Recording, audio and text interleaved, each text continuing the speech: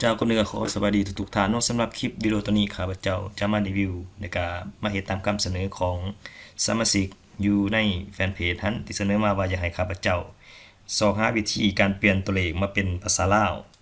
ซึ่งข้าพเจ้าก็ได้เฮ็ดการพัฒนาขึ้นมาและก็สามารถนำใส่ได้เนาะ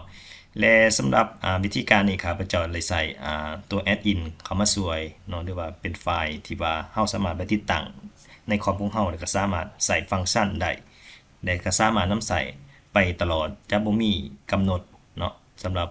ฟังก์ชันตัวนี้ที่ว่าข้าพเจ้าได้สร้างขึ้นมานี้เดี๋ยวเราจะมาเบิ่งนำกันเนาะตัวอย่างว่าข้าพเจ้าพิมพ์ตัวเลขเข้ามาแล้วเราจะลองมาใส่ฟังก์ชันที่ว่าข้าพเจ้าได้สร้างขึ้นมาหั่นเนาะเพียงแต่ทานพิมพ์เท่ากับแล้วก็ใส่ฟังก์ชันลาวเต็กเนาะลาวเต็กหลังจากนั้นทานมาคลิกใส่เซลล์ที่ว่ามีตัวเลขที่ว่าเฮาต้องการอยากเปลี่ยนมาเป็นภาษาลาวให้ทานคลิกใส่บาทหนึ่งแล้วอยากจะกด enter แล้วมันจะเปลี่ยนมาเป็นภาษาลาวให้เฮาแบบอัตโนมัติเนาะแล้วเฮาก็สามารถลากลงได้เนาะลากลงได้แต่เฮามาสังเกตเบิ่งว่ามันจะแปลงมาเป็นภาษาลาวให้เฮาแบบอัตโนมัติโดยที่ว่าเฮาบ่จำเป็นต้องมาพิมพ์เป็นภาษาลาวให้มันยุ่งยากเนาะเพราะว่าบางครั้งเฮาก็พิมพ์ถูกบางครั้งก็พิมพ์ผิดเนาะมันต้องได้นำมาแก้ตัวหนังสือตลอดเนาะและสำหรับวิธีการนี้จะช่วยให้ท่านประหยัดเวลาหลายขึ้นและมีความถูกต้องหลายเนาะและสำหรับการติดตั้งก็บ่ได้ยากเนาะถ้าหากท่านใดที่ว่ามีความสนใจเกี่ยวกับการติดตั้งการเปลี่ยนหรือว่าการใส่ฟังก์ชันเปลี่ยนตัวเลขมาเป็นภาษาลาวก็สามารถทักมาหาข้าพเจ้าได้เนาะซึ่งจะอยู่ในราคาที่ว่าเป็นกันเองและก็บ่แพงเนาะสำหรับวิธีการติดตั้งฟังก์ชันนี้เนาะให้ท่านเข้ามาที่ไฟล์หลังจากนั้นให้ท่านเข้ามาที่ option เนาะหลังจากนั้นให้ท่านเข้ามาที่ add in คำว่า add in หลังจากนั้นให้ท่านเลื่อนลงมาที่manage เนาะแล้วให้ท่านคลิกลูกศรแล้วท่านมาเลือกใส่ excel add in หลังจากนั้นก็กด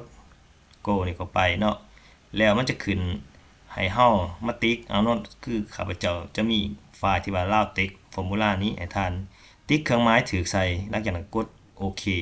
เนาะเพียงเท่านี้เพียงแต่ท่านพิมพ์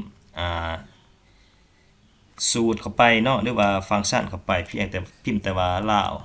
าวเต็กขึ้นมาเนาะแล้วก็คลิกใส่ของที่ว่ามันมีตัวเลขแล้วก็กด enter ต้องยกตัวอย่างว่าเฮาลองเพิ่มตัวเลขเข้าไปเนาะกด enter แล้วมันจะเขียนมาเป็นภาษาลาวให้เฮาแบบอัตโนมัติเลยเนาะยกตัวอย่างว่าคือตัวนี้เนาะ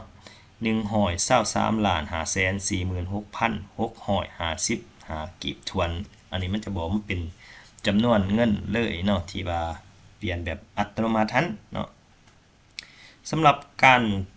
ติดตั้งนี้เนาะก่อนท่านจะติดตั้งได้ท่านก็ต้องได้มีไฟล์จากข้าพเจ้าก่อนเนาะถ้าหากว่าท่านได้มีความสนใจที่อยากได้